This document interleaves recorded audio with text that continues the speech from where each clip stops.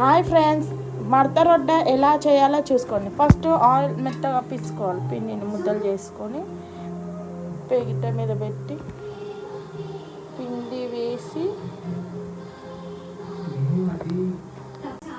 Role చేసుకోవాలి. ఇలా రౌండ్గా చేసుకొని దీనికి ఆయిల్ అప్లై చేయాలి. ఇలా ఆయిల్ అప్లై చేయాలి. ఇలా మడత పెట్టాలి. ఫైనల్గా మడత రొట్టె రెడీ అయిపోయింది 2 minutesలో. మిగతా అన్నీ కూడా అలానే చేసుకోవాలి. చేసినాక మళ్ళీ చూపిస్తాను. ఫైనల్గా అన్ని చపాతీ ఇలా రెడీ చేసుకున్నా. ఇప్పుడు కాలుస్తా పెంక మీద వేసి.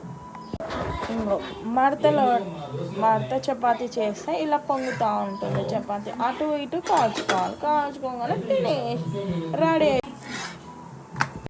ఫైనల్గా చపాతీ రెడీ. ఇక తినేస్తారు మా పిల్లలు. జామ్ పెట్టుకొని టమాటా